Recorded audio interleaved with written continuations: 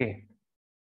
तो हरे कृष्णा। तो हम लोग पिछले कुछ हफ्तों से डिस्कवर योर सेल्फ के सेशंस कर रहे हैं, लास्ट 5 वीक्स और सो, जिसमें हम नाम से ही समझ सकते हैं, डिस्कवर योर सेल्फ, आत्म खोज, आत्म साक्षात्कार। हम स्वयं क्या हैं, what is our real identity, what we are doing in this world, what is nature, what is God. तो हमने शुरुआत की टॉपिक से कि can a scientist believe in God. क्या वैज्ञानिक रूप से ये सिद्ध हो सकता है? क्या एक वैज्ञानिक व्यक्ति, एक व्यक्ति जो तर्क को, लॉजिक को मानता है, क्या वो भगवान के एस्पेक्ट को रिकॉग्नाइज कर सकता है? क्या साइंस में भगवान के लिए, रिलीजन के लिए कोई स्थान है? इन सब चर्चाओं को हमने किया फर्स्ट सेशन में, जो स्टूडेंट्स के द्वारा दिया जा रहा था किट यूनिवर्सिटी के और प्रोफेसर्स के द्वारा। मैं धन्यवाद देना चाहूंगा प्रवीण सर और अटल बिहारी सर का कि उन्होंने टाइम निकाल के हम सबको गाइड कर रहे हैं। तो अभी हम लोग एक बहुत ही महत्वपूर्ण इसके कंक्लूजन पे आ रहे हैं कि हु इज एक्चुअली गॉड। तो ये जो डिस्कवर योरसेल्फ कोर्स है, it is designed by mister Radheshyam Das. He is an IITian, he's from IIT Bombay, MTech, and he's also the president of ISKCON's youth preaching department, you can say, the IIYC. He's also the president of ISKCON Pune, and he has worked before becoming a full-time volunteer in ISKCON. He has worked in top-rated companies, mechanical stream companies, and he's guiding thousands of people. You can see his YouTube channel also. So today our topic is something very interesting. If God is one, then why are there so many religions? अगर भगवान एक है, अगर परम सत्य एक है, तो इतने सारे धर्मों के, इतने सारे पंथ, इतने सारे संप्रदाय, आप उसको जो भी नाम लेना चाहें, है ना, इतने सारे डिफरेंट प्रोसेसेस क्यों हैं? और कई बार ये प्रोसेसेस बहुत अलग अलग भी लगती हैं, लाइक दैट। तो ये हमारा आज का मुख्य केंद्र बिंदु है, जिसको आज हम चर्चा करेंगे मुख्य रूप से। अगर आपका कुछ कुछ आप कहना चाहते हैं तो हम लोग लास्ट में उसको लेंगे तो अच्छा है, अदरवाइज फ्लो ब्रेक होता है। तो आप कमेंट बॉक्स में हमेशा कुछ भी डाल सकते हैं, मैं चैट बॉक्स को जो है जरूर देखता रहूंगा। तो प्लीज चैट बॉक्स में आप एक्टिव रहिए और मैं चैट बॉक्स को जरूर जो है देख रहा हूँ। चलिए, तो ये बहुत हमारा, ये एक ऐसा विषय है जिसपे हम सबको चर्चा करनी चाहिए, क्योंकि आप रिलीजियस हो चाहे ना हो, लेकिन रिलीजन आपकी लाइफ को अफेक्ट करता है ना। क्योंकि पॉजिटिवली या नेगेटिवली ये सोसाइटी रिलीजन रिलीजन के द्वारा बाउंड है। तो हम इसको कैसे समझ सकते हैं, उस केओस को, उस कन्फ्लिक्ट्स को या उन हार्मनी को हम कैसे समझ सकते हैं? क्या उनके बीच में सिमिलैरिटीज हैं, क्या डिफरेंसेस हैं, डिफरेंसेस क्यों हैं, है ना। तो कई प्रकार के एस्पेक्ट्स पर हम चर्चा करेंगे और मैं किसी भी प्रकार के डिस्कशन के लिए ओपन हूँ। We are open for any kind of discussion. लेकिन एक चीज है कि कोई भी किसी भी धर्म के सिद्धांतों को या उनके जो फाउंडर्स हैं या प्रॉफिट्स हैं, उनके लिए जब अगर हम डिस्कशन करना चाहते हैं कि मान लो उन्होंने ऐसा क्यों कहा या उन्होंने ऐसा क्यों किया, तो उचित प्रकार के लैंग्वेज का हमको प्रयोग करना है। तो डिस्कशन ओपन है, कोई दिक्कत नहीं, आपके जो विचार हैं आप रख सकते हैं, लेकिन मर्यादा, भाषा की मर्यादा रखनी होगी। कोई अगर गलत शब्दों का प्रयोग करेगा किसी भी लैंग्वेज, रिलीजन के लिए या किसी चीज के लिए, तो उसको हम एक्सेप्ट नहीं करेंगे। ठीक है, तो लेट्स, बाकी अगर आप कुछ, आपका कुछ भी डिस्कशन है कि सपोज फलाना धर्म में या इसमें ऐसा क्यों है या ये डिफरेंस क्यों है, तो let's, we are open to discuss about it. Okay, चलिए, तो आगे बढ़ते हैं। तो हम कई प्रकार की चीजें देखेंगे। पहले हम देखते हैं व्हाई सो मेनी रिलीजन्स। देखिए, धर्म शब्द का क्या अर्थ है वो तो अपने आप में हमने देख लिया है। DYS 4 या 5 में, मैं भी, मुझे याद नहीं आ रहा है, किसी एक डिवाइस में हमने देखा कि धर्म शब्द की व्याख्या क्या है। धर्म और रिलीजन एक नहीं है टेक्निकली स्पीकिंग, लेकिन फिर भी for the sake of simplicity, चीजों को सरल रखने के लिए हम लोग ये मान लेते हैं कि फिलहाल अगर हम धर्म को एक रिलीजन की तरह भी देखें, है ना, तो बहुत प्रकार के धर्म, बहुत प्रकार के रिलीजन्स, मजहब संसार में हैं। हम सोचते हैं कि 4-5 मुख्य धर्म है ना। अभी सबसे ज्यादा फॉलोअर्स किसके हैं, कौन से धर्म के सबसे ज्यादा फॉलोअर्स हैं, कौन जानते हैं? चैट बॉक्स को एक्टिव रखिए, कम ऑन, है ना। हाँ, क्रिश्चियनिटी के सबसे ज्यादा फॉलोअर्स है ना। दूसरे नंबर पे इस्लाम है। अभी तीसरे पे आप कह सकते हैं कि Hinduism, Buddhism is almost parallel. अगर आप चाइनीज, अब चाइनीज लोगों का कह नहीं सकते कितने सच में बुद्धिस्ट हैं और कितने जो है कम्युनिस्ट पार्टी के द्वारा नास्तिक बना दिए गए हैं। It is a little difficult to calculate but almost similar. तो ये, और फिर सिखिज्म है इत्यादि। तो ये सब कुछ बड़े बड़े धर्म हैं संसार के। लेकिन आपको जान के आश्चर्य होगा कि जो मुख्य धर्म है और उनकी जो शाखाएं हैं, जो ब्रांचेस हैं, अगर हम सबको देखें तो दुनिया में 13,500 से ज्यादा धर्म है। और मैं 3 साल पुराना डेटा बोल रहा हूँ, 2018 का डेटा ही, 3 साढ़े 3 साल पुराना, कि 2018 तक दुनिया में 13,500 से ज्यादा रिलीजन्स थे। 13,500 से ज्यादा रिलीजन। और हो सकता है कि बहुत सारे रिलीजन्स के बहुत सारे प्रिंसिपल सेम हो, लेकिन थोड़ा बहुत फिलॉसफी में, विचारधारा में, अल्टीमेट गोल में, है ना, अंतर है, डिफरेंस है। तो कई प्रकार के रिलीजियस अंडरस्टैंडिंग पहले भी रही हैं। बहुत सारे रिलीजन पहले थे, है ना, जैसे ग्रीक और रोमन टाइम में जो रिलीजन्स थे, जो माइथोलॉजी थी, वो अब नहीं है। और बहुत सारे ऐसे रिलीजन है जो नए नए बनते जा रहे हैं, है ना। कोई अकबरनामा अकबर ने बनाया, किसी ने कुछ बनाया। अभी एक नया रिलीजन निकला है इसराइल में, कल परसों ही में रिपोर्ट दिख रहा है बियॉन्ड में, है ना। तो लोग अपने अपने मतों को बनाते भी हैं कई बार। तो let us try to understand. तो कोई भी जो रिलीजन होता है उसके दो एस्पेक्ट्स होते हैं। एक तो है इंटरनल एस्पेक्ट्स और होते हैं एक्सटर्नल एस्पेक्ट्स। एक्सटर्नल एस्पेक्ट मतलब क्या होता है कि वो व्यक्ति अपनी रिलीजियस प्रोसेस में क्या क्या करता है। वो कैसे प्रे करता है, वो कैसे मेडिटेट करता है, वो कहाँ जाता है, उसके लिए कौन सी प्लेसेस इंपॉर्टेंट है स्पिरिचुअली, वो किस प्रकार के खान पान को सही मानता है, वो किस प्रकार के पहनावे को सही मानता है, वो किस प्रकार के शारीरिक स्तर को सही मानता है ना। तो इसमें अगर हम इसकी बात करें, बाहरी पहनावा या बाहरी एक्सटर्नल बात करें, तो एक्सटर्नली ऑलमोस्ट सारे रिलीजन अलग अलग हैं। आप देखेंगे, आपने कई बार सुना होगा कि जो हिंदुओं में क्या होता है कि चोटी रखी जाती है, जो पीछे चोटी रखते हैं ना, शिखा रखते हैं पुरुष लोग। और मुसलमानों में सामने की तरफ दाढ़ी रखते हैं, है ना। और मुसलमानों का नहाने का तरीका एक तरीका होता है, हिंदुओं का नहाने का तरीका एक तरीका होता है। तो अगर डिस्कशन होगा एक्सटर्नल्स पर, कि वो ऐसे कपड़े पहनते हैं, वो बुर्का पहनते हैं, वो साड़ी पहनते हैं, हाँ, वो लोग रोब्स, क्रिश्चियन रोब्स पहनते हैं, जो जूइश लोग होते हैं वो एक सर्टेन टाइप की कैप पहनते हैं। तो अगर हम एक्सटर्नल्स पे चर्चा करें तो कोई ऑलमोस्ट कोई सिमिलरिटी नहीं है। सब कुछ पूरा एन नंबर ऑफ वेराइटी है, और कुछ उसके बीच में लिंक नहीं मिल पाता है। It's very difficult to find common ground. लेकिन अगर हम लोग इंटरनल प्रिंसिपल्स की बात करें कि वो धर्म का सिद्धांत क्या है, वो क्या सिखाता है, वो अपने फॉलोअर से क्या एक्सपेक्ट करता है, तो जो भी जेन्युइन रिलीजन होगा वो आपको दो चीजें सिखाएगा। क्या सिखाएगा? How to know God and how to love God.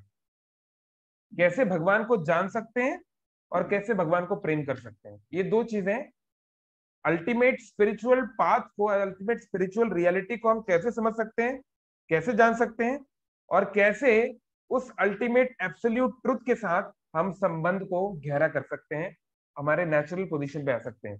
ये हर एक प्रमाणिक धर्म सिखाता है, या जो धर्म प्रमाणिक है उसको ये सिखाना पड़ेगा, है ना। अगर मैं घर बैठे कोई धर्म बना देता हूं जिसका उद्देश्य है कि सब लोग एक फलाना गुरु या फलाना व्यक्ति की ही वाहवाही करें, उसकी ही कीर्ति गाएं, उसके ही बन के रह जाएं, उसके ही फॉलोअर बन जाएं, तो ये धर्म नहीं है। धर्म अल्टीमेटली आपको सुप्रीम ट्रुथ तक ले जाना चाहिए। ये अंडरस्टैंडिंग है। और इसके लिए अगर आप चाहें तो हम दे भी सकते हैं स्क्रिप्चुरल इंजंक्शन भी। एटलीस्ट वैदिक अंडरस्टैंडिंग धर्म की ये है, ठीक है। तो मैं आपके साथ कुछ चीजें शेयर करना चाहता हूँ। बहुत अच्छा बात जो है, शीला प्रभुपाद जी इस चीज को बताएं। क्योंकि देखिए, शीला प्रभुपाद जी एक ऐसे समय में अमेरिका गए जब काउंटर कल्चर का समय चल रहा था, और उस समय ये रिलीजियस डिस्कशन बहुत ओपन थे। अभी क्या है, रिलीजन डिस्कशन बहुत एक्सट्रीम हो गए हैं। अभी इतनी, मतलब आप इंटरनेट पे खासकर इतना जहर, इतनी हेट्रेड है कमेंट सेक्शंस में इधर उधर, कि अगर कोई इंटरनेट से जानना चाहेगा, है ना। सपोज मैं एक अगर हिंदू हूँ और अगर मैं इस्लाम के बारे में जानना चाहता हूँ एक जेन्युइन वे में, तो बहुत डिफिकल्ट है, क्योंकि पूरा आपस में इस प्रकार के वो भरे होते हैं, वो घृणा इतनी भरी हुई है वीडियोस में, कमेंट्स में, it's very very difficult to find a genuine thing. लेकिन एटलीस्ट कुछ सालों पहले तक जब सोशल मीडिया वगैरह नहीं आया था, तो इतनी बुरी हालत नहीं थी। तो let me share something with you very interesting.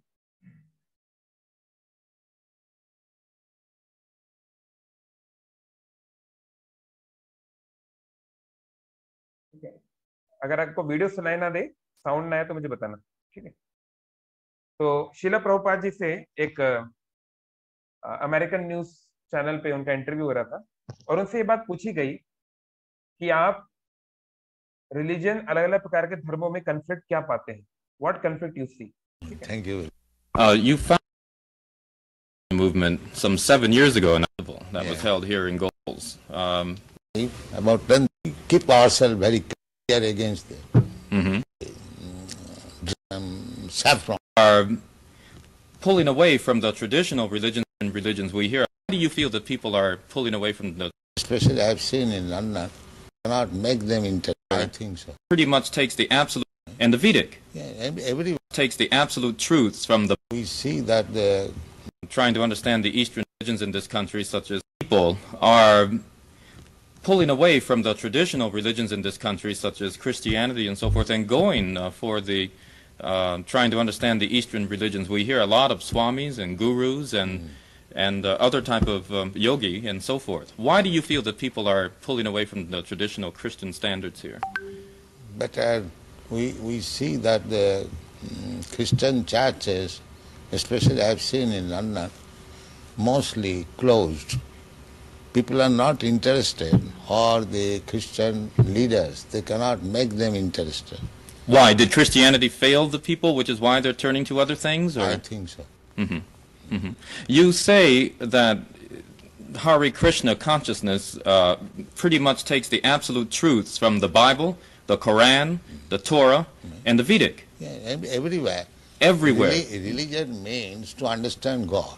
I understand, but do you feel that in getting truths from various places like the Bible and the Quran and so forth, don't you run into conflicts at all or contradictions in those particular philosophies? No, I don't find any conflict, because the ultimate goal is God. So you have to understand God and try to love Him. So you can go through any religious process. If the goal is attained, that you understand what is goal, and you try to love Him, then your life is perfect. Why do we see so many of your followers chant? Okay. So the point here was that Srila Prabhupada is saying, जब उनसे पूछा गया कि you are आप जो हैं एक वैदिक मार्ग के आप फॉलोअर हैं, आप एक स्कॉलर हैं, आपकी बहुत सारी बुक्स प्रिंट हो रही हैं, आपकी कमेंट्रीज को लाखों लोग पढ़ रहे हैं, तो आपने जो अध्ययन किया, कुरान का अध्ययन किया, बाइबल का अध्ययन किया, तो क्या कॉन्ट्रडिक्शंस आपको मिलेगी? तो naturally you expect Prabhupada to give you many contradictions कि हाँ यहाँ पे ऐसा है, यहाँ पे ये अंतर है, ये अंतर है, but Prabhupada is saying he doesn't find any contradiction. Isn't it interesting? चलिए, something else I want to share, क्योंकि those people who actually did it on a world level, we have to find out. So this is a meeting of Srila Prabhupada with the theologist. Theologist मतलब वो लोग होते हैं जो professionally या academically अलग अलग रिलीजन्स की स्टडी करते हैं। थियोलॉजी का अर्थ ही है study of God, study of religion. तो ये जो थियोलॉजिस्ट हैं, जिसमें कि प्रोफेसर जूड़ा भी मीटिंग में है, जो लोग थियोलॉजी को थोड़ा जानते हैं, जिन्होंने वेस्टर्न फिलोसफी जाना है, वो जानते हैं professor Judah is one of the most important professors of theology and philosophy of 20th century. तो प्रोफेसर जूड़ा भी यहाँ पे आए हुए हैं प्रभुपाद जी से बात करने के लिए। ये 1970s की बात है। तो something that I would like you to just see for a few minutes.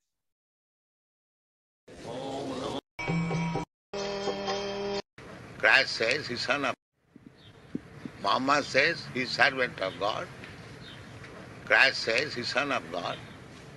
And Krishna says, I am God. So where is the difference? The son will say the same thing, the servant will say the same thing, and the father also says the same thing.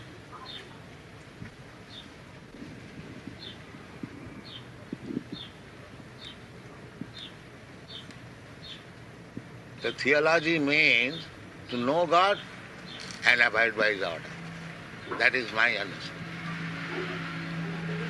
And theology does not mean to make research who is God. That is theosophy. So if you are theologians, then you must know what is God and abide by God.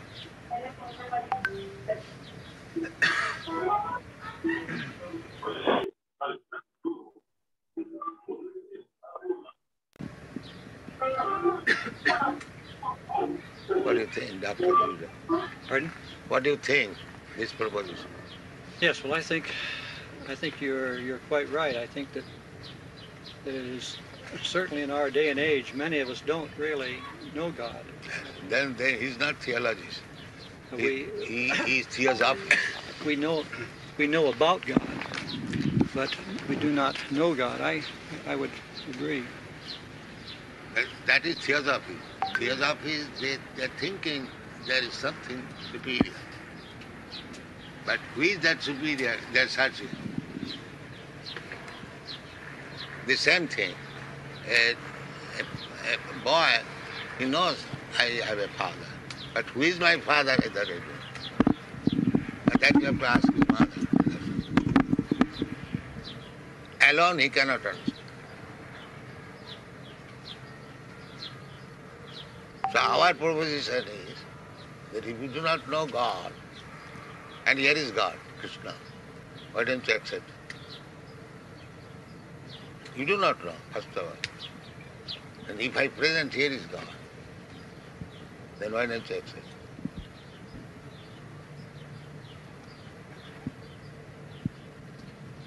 What is the answer? We are presenting God. Here is God.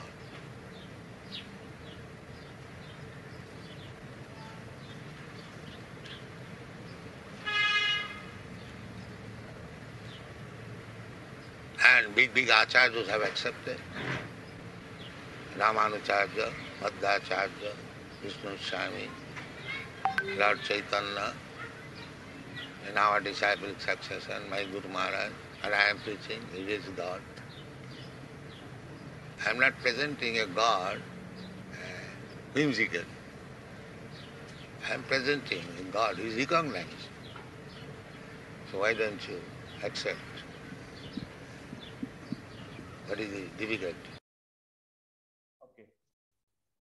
So the purpose, जो मेरा purpose था यहाँ पे share करने का, I don't know कितने लोग इसको डिकोड कर पाए, कि अगर आप थोड़ा बहुत आपका अंडरस्टैंडिंग है इस्लाम का या क्रिश्चियनिटी का या मेजर अब्राहमिक रिलीजन्स का, तो सारे जो फेमस रिलीजन्स हैं specially in the western world, वो एक्सेप्ट करते हैं कि there is a supreme being, there is a supreme power, there is a supreme almighty, है ना, जो कि इस संसार को बनाए हैं, जो इस संसार को चला रहे हैं.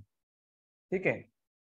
तो प्रश्न है, लेकिन इनमें से किसी भी स्क्रिप्चर में, चाहे वो ओल्ड टेस्टामेंट हो, तोरा हो, चाहे वो न्यू टेस्टामेंट हो, बाइबल हो, चाहे वो कुरान हो, किसी भी स्क्रिप्चर में, किसी भी अब्राहमिक टेक्स्ट में भगवान कौन है, वो भगवान क्या करता है, भगवान का नेचर कैसा है, भगवान के किंगडम में क्या होता है, ये डिटेल्स नहीं है किसी में भी. तो शिला प्रभुपाद जब वहां पे गए तो उन्होंने ये नहीं बोला कि मैं यहाँ पे तुमको हिंदू बनाने आया हूँ या तुमको कन्वर्ट करने आया हूँ. प्रभुपाद ने कहा, I want Christians to be better Christians, I want Muslims to be better Muslims. तो जो व्यक्ति किसी सब्जेक्ट मैटर में बहुत गहराई पे उतर जाता है, वो कॉमन पॉइंट्स को ढूंढ पाता है. लेकिन जब व्यक्ति नैरो होता है, उसकी उतनी समझ नहीं होती, तो वो कॉमन पॉइंट्स को नहीं समझ पाता. वो जो ऐसे पॉइंट्स में अटक जाता है जो कि कंफ्लिक्टिंग है. समझ में आ रहा है? तो शीला प्रभुपाद हमको यहाँ पे ये बताना चाह रहे हैं कि जिसको तुम अल्लाह बोलते हो, जिसको आप क्राइस्ट बोलते हो, जिसको आप फादर बोलते हो, ऑलमाइटी फादर बोलते हो, जिसको आप जिहोवा बोलते हो, उस व्यक्ति के बारे में आपको कुछ जानकारी नहीं है. बस आपको नाम पता है कि ये फलाना व्यक्ति इस नाम से है, ही is the Lord of mighty. तो वैदिक टेक्स्ट जो कर रहे हैं, वैदिक टेक्स्ट में उस सुप्रीम लॉर्ड के बारे में विवरण है कि वो सुप्रीम लॉर्ड क्या है, वहां वो कैसे रहते हैं, उनके भक्तों के साथ उनका कैसा व्यवहार है, कैसे उन्होंने ये सृष्टि किया, कैसे वो सृष्टि को खत्म करते हैं। ये जो डिटेल्स है जो कि कई और टेक्स्ट में नहीं है।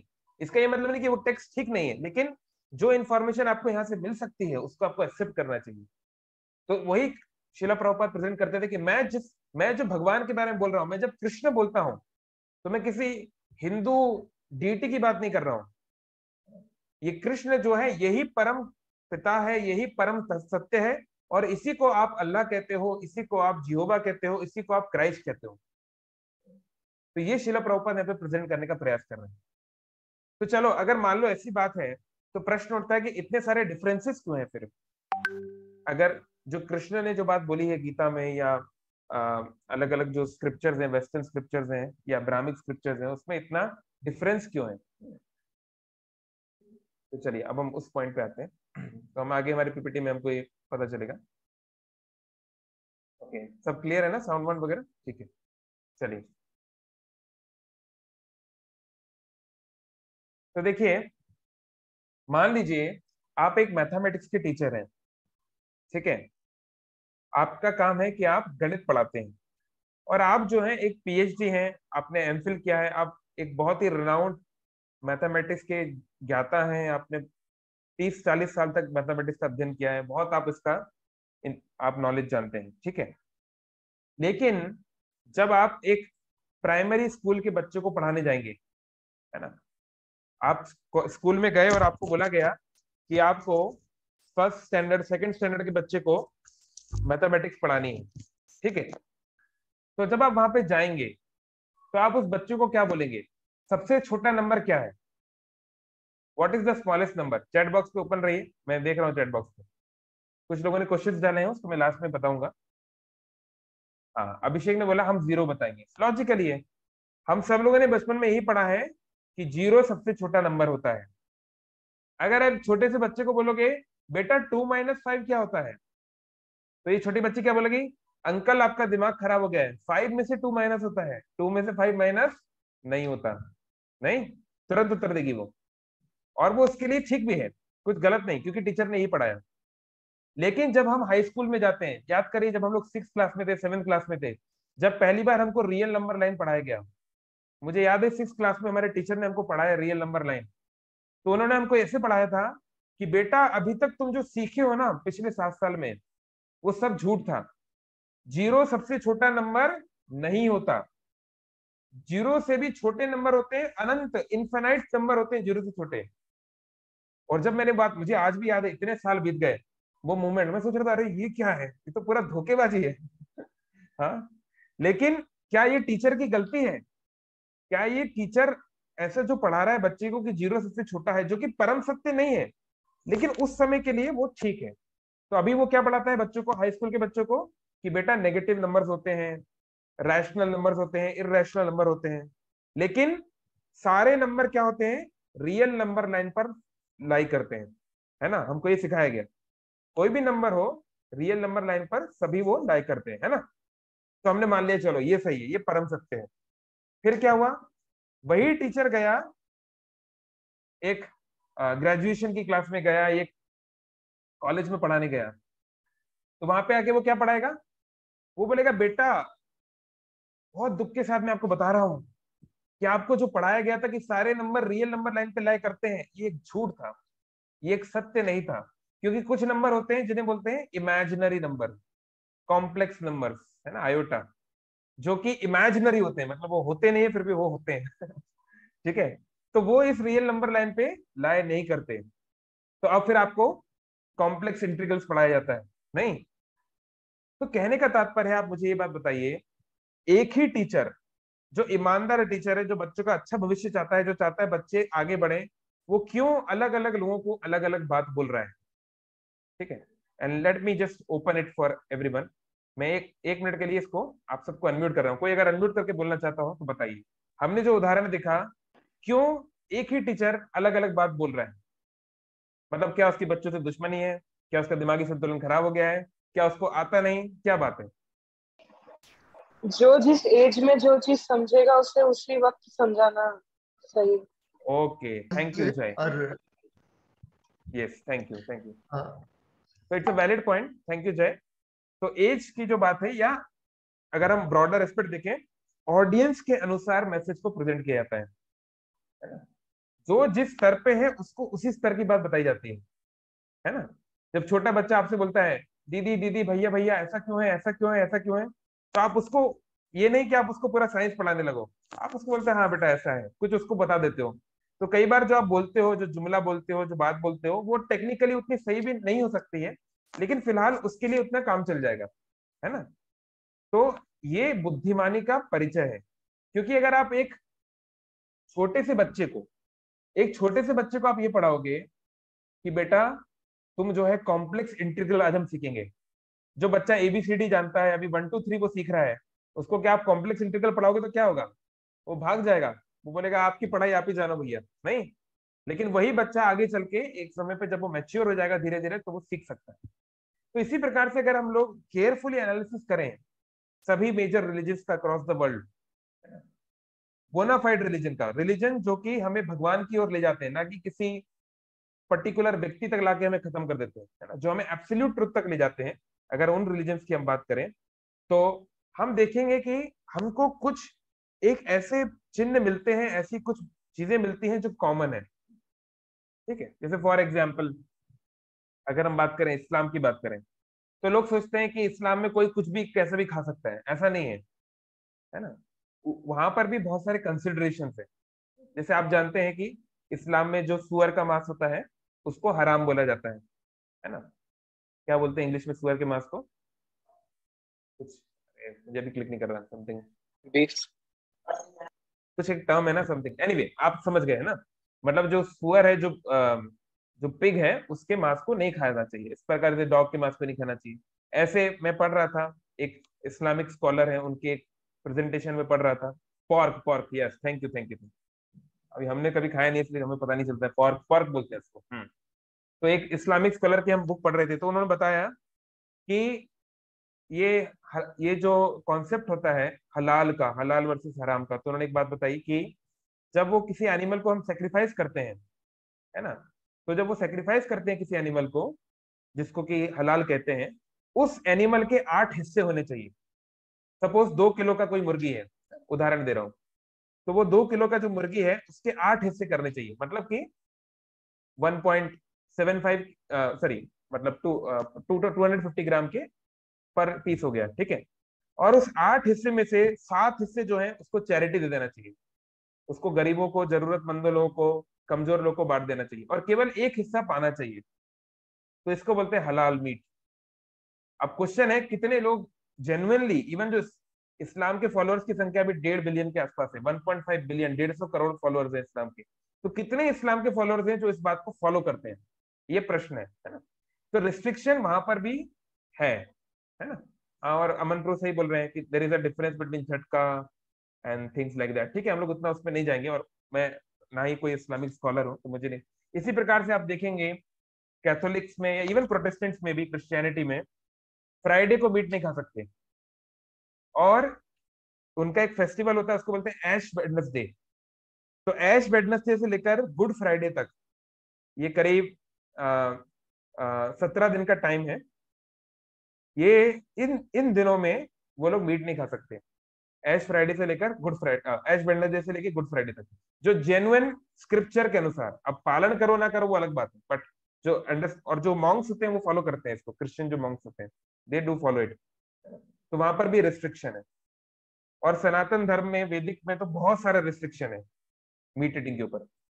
तो रिस्ट्रिक्शन क्यों है और क्यों नहीं एक ही बात सबको बोली जाती कि चलो भैया, अभी जो मीट ईटिंग है, जो ग्लोबल स्तर पे, खासकर जो प्रोसेस मीट ईटिंग है, मतलब बड़े बड़े स्लॉटर हाउसेज हैं, है ना, वो जो बड़े बड़े स्तर पे, मतलब हर हफ्ते 50 करोड़ जानवरों को मारा जाता है। मतलब just imagine, 50 crore animals every single week.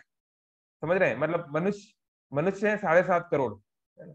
तो हम कितने स्तर पे हम लोग मारते हैं बड़े बड़े जानवर को, छोटे जानवर का तो बात ही नहीं कर रहा, इसको कोई काउंट भी नहीं है ना?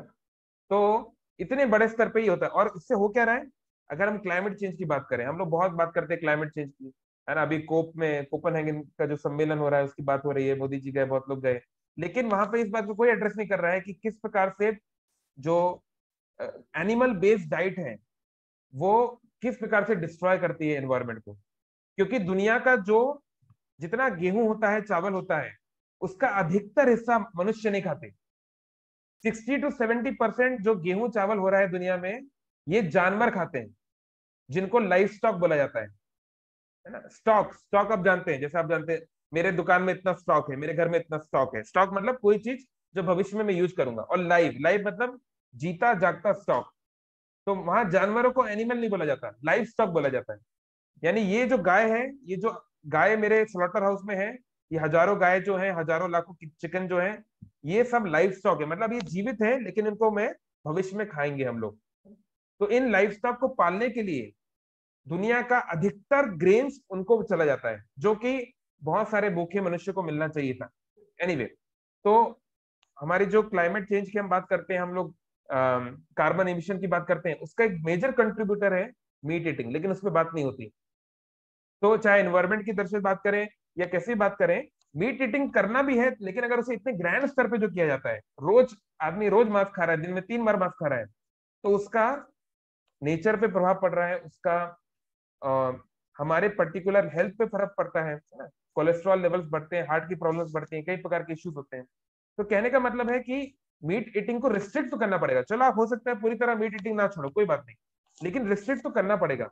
और बाकी रिलीजन्स में भी रिस्ट्रिक्शन दिया गया है, लेकिन हर किसी को ये नहीं बोला गया कि आप मीट मत खाओ, क्योंकि हर कोई इस स्तर पे नहीं है कि वो उस कमांड को उतना सीरियसली ले पाए, है ना।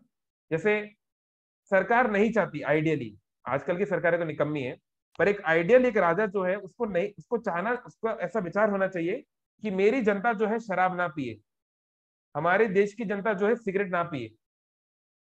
आजकल की सरकारें तो चाहती हैं और शराब पिए, क्योंकि उसमें बहुत टैक्स मिल जाता है उनको, लेकिन आइडियली तो मैं, देखिए, मैं एक्सन मोबिल में काम करता था, दुनिया की 5वीं सबसे बड़ी कंपनी है, ऑयल कंपनी। हमारे जो फाउंडर थे वो दुनिया के सबसे अमीर आदमी थे। एलॉन मस्क से भी ज्यादा पैसा था उनके पास उस अपने जमाने का, फर्स्ट बिलियनर है वो दुनिया के। तो इतनी बड़ी कंपनी वो चलाते हैं, हम लोग वो चला रहे थे। लेकिन हमारे यहाँ पर भी हमारी कंपनी को पता है कि भैया, चाहे वो मैनेजर हो, चाहे वो रीजनल चीफ हो, कोई भी हो, सुट्टा वो पिएगा। सिगरेट पिए बिना वो नहीं रह सकता, है ना? शराब पिए बिना वो नहीं रह सकता। तो इतना बड़ा आईटी पार्क होता है बैंगलोर में, दिल्ली में बड़े बड़े आईटी पार्क होते हैं, बहुत करोड़ों रुपए खर्च कर दिए जाते हैं। उसके बावजूद हर आईटी पार्क में एक स्मोकिंग जोन बनाया जाता है। हर आईटी पार्क में स्मोकिंग जोन होता है कि भैया, अगर तुम्हें सुट्टा पीना है तो तुम यहाँ पे जाओ और यहाँ पे जाके पियो। हम लोग के भी सर जो थे, सीनियर लोग होते थे, टीम लीडर, हमको जबरदस्ती ले आते थे, और लड़का लड़की सब लोग सुट्टा पीते थे। हम भैया, हम लोग बस खड़े हैं, जूस पी रहे हैं क्या करें, साथ में जाना पड़ता था, जूनियर है, कुछ नहीं कर सकते। तो एनीवे, लेकिन हम जूस पीते थे, वो सुट्टा पीते थे। तो कहने का मतलब है कि अब ये आईटी पार्क वाले से क्यों कर रहे हैं, क्यों स्मोकिंग जोन बना रहे हैं? क्योंकि वो जानते हैं कि भैया, उसको मुझे दिन भर काम करवाना है, और वो सुट्टा पीता है, वो सिगरेट पीता है, तो उसको मैं आर्टिफिशियली इससे नहीं छुड़वा सकता। तो इसलिए उसके लिए मुझे स्कोप बनाना पड़ेगा कि भैया, ऑफिस में आप सिगरेट नहीं पी सकते, फायर अलार्म लगा हुआ है, अगर पी लिया तो पूरा पानी पानी गिर जाएगा और आपकी नौकरी गई, लेकिन आप बाहर जाके पी सकते हो। तो उसके लिए एक स्थान दिया गया है कि ठीक है, आपको पी करना है, इसको रिस्ट्रिक्टेड किया गया है, आप यहीं पे सुट्टा पी सकते हैं, आप हर कहीं जहां चाहे नहीं पी सकते, है ना। तो इसी प्रकार से अगर हम देखें फाइनल पॉइंट्स को, अगर हम देखें, लेट्स मूव अहेड, तो हम देखते हैं बहुत सारे मॉडर्न जो रिलीजन्स हैं, तो हम देखते हैं उनकी एक पर्टिकुलर शुरुआत है। उनके प्रॉफिट्स, फाउंडर्स जो हैं, एक सर्टेन टाइम पे आए, मसीहा आए, और उन्होंने जो रिवोल्यूशन था, जो ज्ञान था, जो अनुभूति थी, उसको शेयर किया, है ना। और हम लोग ये सब टाइमलाइंस को जानते हैं, ठीक है। तो इवन टाइमलाइन के पॉइंट ऑफ व्यू से जो वैदिक ट्रेडिशन है, इट इज द ओल्डेस्ट, और ये एक, इस बात में कोई डिबेट नहीं है, क्योंकि इसके आर्कियोलॉजिकल प्रूफ्स हैं, हिस्टोरिकल प्रूफ्स हैं, लाइक दैट। लेकिन जब हम कहते हैं सनातन धर्म, तो कई बार हम लोग ये शब्द यूज करते हैं हिंदू धर्म, और आप देखते होंगे कई बार शिला प्रभुपाद हैं या इस्कॉन के भक्त हैं, वो हिंदू शब्द प्रयोग करना है पसंद नहीं करते कई बार। तो कई बार एक बार प्रश्न उठता भी है कि क्या है, आप लोग क्या है, अपने आप को हिंदू नहीं मानते हो कि क्या है, आप लोग क्यों इस शब्द का प्रयोग नहीं कर रहे हो इत्यादि लाइक दैट। क्योंकि धर्म एक्चुअली टेक्निकली रिलीजन नहीं होता। धर्म का अर्थ होता है धार्यते इति धर्म। अभी किसी का प्रश्न था कुछ देर पहले कि धर्म इज वे ऑफ लाइफ और नॉट, है ना। किसी भाईजान का क्वेश्चन आया था कुछ देर पहले, कहाँ चला गया, दुर्गा बल्लभ। अगर दुर्गा बल्लभ जी हैं तो आपका प्रश्न का आंसर अभी आ रहा है। दुर्गा बल्लभ जी, आपने बोला कि धर्म इज वे ऑफ लाइफ और नॉट, तो टेक्निकली इट इज नॉट। धर्म की डेफिनेशन क्या है संस्कृत में? धार्यते इति धर्म। जो हमको धारण करता है उसको धर्म बोलते हैं। यानी कि ऐसी हमारा नेचर, हमारी इंट्रिंसिक नेचर, हमारी कॉन्स्टिट्यूशनल पोजीशन, हमारी संवैधानिक स्थिति जिसको हम कभी त्याग नहीं सकते उसको धर्म कहते हैं। जिसके बिना हमारा कोई अस्तित्व नहीं है, जिसको हम कभी छोड़ नहीं सकते, उसको धर्म कहते हैं। इसलिए इसका नाम है सनातन धर्म। सनातन मतलब होता है इटर्नल, ना जिसकी कोई शुरुआत हुई है। ऐसा नहीं कि सनातन धर्म भगवान कृष्ण आए तब सनातन धर्म शुरू हुआ, ये भगवान राम आए तब सनातन धर्म शुरू हुआ, नहीं। इसकी कोई शुरुआत नहीं और इसका कोई अंत नहीं। क्यों? क्योंकि हर एक आत्मा का सनातन धर्म वैसे भी है। हम सभी आत्मा है, हम सब सोल है, तो हमारा एक धर्म है जो हमेशा हमारे साथ रहता है। क्या? To love and to be loved. प्रेम का आदान प्रदान, सेवा का आदान प्रदान, ये हर एक का इंट्रिंसिक नेचर है। मान लीजिए कोई व्यक्ति नास्तिक है, तो क्या नास्तिक व्यक्ति नहीं चाहता कि कोई मुझे प्रेम करे और मैं किसी को प्रेम करूं, मेरा भी एक परिवार हो, मेरी भी एक प्रेमिका हो? क्या वो नहीं चाहता? कोई व्यक्ति मनुष्य ही नहीं है, मान लो वो जानवर है, कुत्ता है, बिल्ली है, गाय है, क्या कुत्ता बिल्ली गाय नहीं चाहते कि वो उनको कोई प्रेम करे और वो प्रेम का आस्वादन करे? एक छोटे सा वायरस से लेकर, एक छोटे से कीट पतंग से लेकर, हर व्यक्ति इस प्रेम के पीछे ही दौड़ रहा है। तो इसको बोला गया है शास्त्रों में प्रेमा पुमार्थ महान। सारे शास्त्र का अर्थ यही है कि कैसे उस शुद्ध प्रेम को प्राप्त किया जा सके, और वो शुद्ध प्रेम होता है परम पिता के साथ। चलो वो एक अपने आप में एक अलग टॉपिक है। लेकिन सनातन धर्म का अर्थ होता है आत्मा का मूलभूत स्थिति, जिसमें वो प्रेम का स्वतंत्र, मतलब कि कंडीशन नहीं, टर्म्स कंडीशन वाला प्रेम नहीं, स्वतः स्पॉन्टेनियस प्रेम का आदान प्रदान हो, इसको सनातन धर्म कहते हैं। और हर व्यक्ति सनातन धर्मी है, चाहे कोई व्यक्ति मुसलमान हो, चाहे क्रिश्चियन हो, चाहे वो मनुष्य क्यों ना हो, चाहे वो कुत्ता हो, बिल्ली हो, गाय हो, पेड़ हो, पौधा हो, वायरस हो, बैक्टीरिया हो, अगर वो जीवित प्राणी है तो वो सनातन धर्मी है। क्योंकि सनातन धर्म का कोई देश काल परिस्थिति से कोई मतलब नहीं है। सनातन धर्म मतलब कि उसका नेचर है कि he wants to be loved and he wants to love others. ये सिंपल और टेक्निकल डेफिनेशन है सनातन धर्म की। तो अभी हिंदू शब्द कैसे आ गया? तो देखिए, जब भारत में हम जानते हैं कि पश्चिमी देशों का आदान प्रदान होता था लैंड रूट से, है ना। तो पर्शिया, जो आजकल ईरान है, तो जो पर्शियन ट्रेडर्स होते थे वो आते थे भारत, अफगानिस्तान, क्योंकि अफगानिस्तान भी इंडिया का पार्ट था, गांधार या कांधार। तो वहां पे अफगानिस्तान में एक पहाड़ है जिसको बोलते हैं हिंदू कश पर्वत, जिसका नाम उन लोगों ने ही दिया है, पर्शियंस ने। क्यों दिया है? क्योंकि वहां पे एक नदी बहती है, सिंधु नदी, ठीक है। अब पर्शिया में आप लोग खुद इसको देख सकते हैं, पर्शियन लैंग्वेज में, एंशियंट पर्शियन लैंग्वेज में सा शब्द नहीं होता, सा शब्द नहीं है, तो वो सिंधु नहीं बोल सकते, वो सिंधु शब्द को प्रोनाउंस नहीं कर सकते। जैसे आज भी साउथ चाइना में जो लैंग्वेज होती है उसमें आर शब्द नहीं होता, वो राम नहीं बोल सकते। इसलिए जो साउथ चाइनीज डिवोटी होते हैं इस्कॉन के, वो लोग राम नहीं बोल पाते, वो लाम बोलते हैं। हले लाम, हले लाम, लाम लाम, हरे हले, ऐसे वो लोग जब करते हैं। क्योंकि उनके बचपन से उन्होंने आर शब्द को नहीं देखा, जब तक जो लोग इंग्लिश नहीं पढ़े, जो इंग्लिश पढ़े वो लोग जान जाते हैं, लाइक दैट। तो ऐसे ही पर्शियन लैंग्वेज में सा शब्द नहीं था, तो वो लोग सिंधु को हिंदू बुलाते थे उनकी टर्मिनोलॉजी में। तो उन्होंने ये सिंधु नदी का नाम रखा हिंदू नदी, सिंधु नदी के पास जो पर्वत है उसका नाम रखा हिंदू कश। और जो लोग सिंधु नदी के पूर्व में रहते थे, जो सिंधु नदी के ईस्ट में रहते, उनका उन्होंने नाम रख दिया हिंदू। हिंदू शब्द किसी शास्त्र में नहीं है, किसी भी स्क्रिप्चर में, संस्कृत स्क्रिप्चर में, वैदिक स्क्रिप्चर में हिंदू शब्द नहीं है। तो अभी जो रिलीजन है हिंदू, वो सनातन धर्म ही है, नो डाउट, वो सनातनी है। लेकिन वो उसका प्रॉपर टर्म नहीं है, वो टेक्निकल टर्म नहीं है, वो एक पेट नेम पड़ गया है ना। जैसे मान लो मेरा नाम है, अच्छा नाम है, मेरा नाम दीपेश है, लेकिन जो है मेरे दोस्त लोग जो है मेरे को टांग खींचने के लिए मेरे को कुछ और बुलाते हैं, दीपू बुलाते हैं, कुछ बुलाते हैं। तो सारा संसार मुझे दीपू दीपू ही बोलने लगा। अरे भाई, पर मेरा कुछ ओरिजिनल नाम भी था, उसका भी कुछ कुछ रखो, कभी कभी तो उसको लो, है ना। तो इस प्रकार से कहने का अर्थ है कि ये जो हिंदू जो शब्द है, ये इस धरातल का नहीं है, ये भारत खंड का नहीं है ना। और भारतवर्ष जो है, इस सारे पृथ्वी को भारतवर्ष बोला जाता है। उसमें भी जो हिमालय से लेकर जो समुद्र तक, यानी कि आज आप कह सकते हो अफगानिस्तान से लेके इधर बर्मा तक, और ऊपर तिब्बत, और हिमालय से लेकर नीचे तक, ये सब जो है, इसको भारत खंड बोला जाता है। इसलिए जब कोई पंडित जी आपके यहाँ आते हैं और कोई पूजा पाठ करते हैं, तो वो ऐसे बोलते हैं, जम्बू द्वीपे भारत वर्षे भारत खंडे, हाँ, उत्कल प्रदेशे, है ना, कटक नगरे, लाइक दैट, इस तरीके से बोलेंगे। भारत खंड, वो जम्बू द्वीप, वो एक स्ट्रक्चर है वैदिक कॉस्मोलॉजी में, कभी और चर्चा करेंगे। उसमें जम्बू द्वीप में है भारतवर्ष, उसमें भारत खंड। ठीक है, तो मैंने, I hope we have cleared it. तो सनातन धर्म मतलब जिसकी कोई शुरुआत नहीं है, जब से ये संसार बना वो धर्म अपने आप है, क्योंकि वो तो आत्मा के साथ हमेशा रहता ही है। सनातन धर्म इज ऑलवेज देयर। चलिए, तो आगे बढ़ते हैं। तो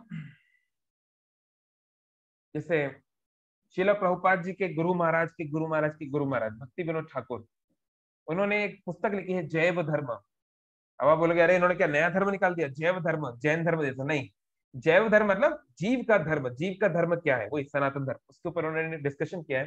तो उन्होंने पॉइंट्स निकाले हैं, इस्लामिक, क्रिश्चियन और सनातन धर्म या वैदिक धर्म। तब अब ये वेद क्या है? विद शब्द होता है, विद, विद मतलब होता है टू नो। जैसे हिंदी में एक शब्द है विद्या, विद्या मतलब नॉलेज, है ना। तो वेद मतलब नॉलेज। तो ये जो वेद है, these are the knowledge given by God for the benefit of society. Vedic scripture मतलब जो भगवान के द्वारा जो ज्ञान दिया गया है, जो अनुभूतियां दी गई हैं मनुष्यों के, खासकर, क्योंकि बाकी जीव जंतु तो नहीं समझ पाएंगे, उनके कल्याण के लिए। तो सनातन धर्म, वैदिक धर्म, भागवत धर्म, वर्णाश्रम धर्म, सब एक ही बात है। हम्म। तो या आज का जो हिंदुइज्म है ना, जो थोड़ा सा मतलब सनातन धर्म और थोड़ा सा मॉडल कुछ लोगों ने अपना अपना जोड़ दिया है, अलग अलग बाबा जी ने ये करके। एनीवे, तो इनमें बहुत सारी सिमिलैरिटी है ना। चाहे आप उसको संस्कृत में जीव बोल दो, चाहे इस्लामिक टर्मिनोलॉजी में आप उसको रूह बोल दो, चाहे क्रिश्चियन टर्मिनोलॉजी में आप उसको स्पिरिट बोल दो, पर वो चीज तो एक ही है ना। आप उसको कुछ भी बोल दो। प्रभुपाद उदाहरण देते थे कि भारत में हम सन को सूर्य बोलते हैं, कोई भास्कर बोलता है, कोई आदित्य बोलता है, आप लोग सन बोलते हैं, जापानीज लोग कुछ और बोलते हैं। तो इसका ये मतलब नहीं है कि सूर्य जो है वो भारतीय है या जापानीज है ना, या अमेरिकन है। सूर्य सूर्य है, आप उसको जो नाम लेना है ले लो, लेकिन सूर्य वही रहता है। तो ऐसे ही परम सत्य, परम आत्मा, परम भगवान एक ही है। आप उसको अलग अलग कल्चर्स के हिसाब से, अलग अलग स्थितियों के हिसाब से, उसके अलग अलग टर्मिनोलॉजी हो सकती है, उसकी अलग अलग अंडरस्टैंडिंग हो सकती है, बट वो सत्य एक ही रहता है। ऐसा नहीं कि हजारों हजारों सत्य आ गए, है ना। चलिए, तो let's move forward. I think ये चीजें तो ऑब्वियस हैं और आप लोगों ने कई बार देखा भी होगा। तो ऐसे कई और टर्म्स भी हैं, अगर आप बाद में देखना चाहते हैं तो मैं आपको पीपीटी फॉरवर्ड कर दूंगा, है ना। तो बहुत सारी चीजें जो है वो कॉमन मिलता है। तो आप ये बोल रहे होंगे कि हम कॉमन बातों को क्यों जिक्र कर रहे हैं? जो इस्लाम में और जो क्रिश्चियन में और जो हिंदू स्क्रिप्चर्स में जो डिफरेंस है, उसको हम क्यों नहीं चर्चा कर रहे हैं? डिफरेंस को चर्चा करेंगे, पर पहले सिमिलैरिटीज को चर्चा करना चाहिए। जब हम दो लोगों से मिलते हैं, तो पहले उसमें और हम में क्या कॉमन है ना, उसको हम बातचीत करना चाहिए। तो हमारे बीच में बातचीत शुरू होगी, संबंध बनेगा, फिर हम जा सकते हैं। पहले अगर हम लोग लड़ाई शुरू कर देंगे, और तुम तो ये हो और मैं तो ये हूँ, और तुम तो ये जाति के हो मैं तो ये हूँ, तुम तो पुरुष हो मैं तो स्त्री हूँ, तो पहले से अगर हम डिफरेंस कर देंगे तो कोई डिस्कशन डायलॉग बनेगा ही नहीं। तो पहले let's find the common ground, इसको बोलते हैं। तो कॉमन ग्राउंड पहले लाना चाहिए। तो बहुत सारी कॉमन टीचिंग्स, आई थिंक आप में से बहुत सारे लोग जानते हैं ना, चाहे परम सत्य की बात हो, चाहे प्रेयर्स की बात हो, ये इस प्रकार की चीजें आपको सभी स्क्रिप्चर में मोटा मोटा आपको मिलेगा। ठीक है,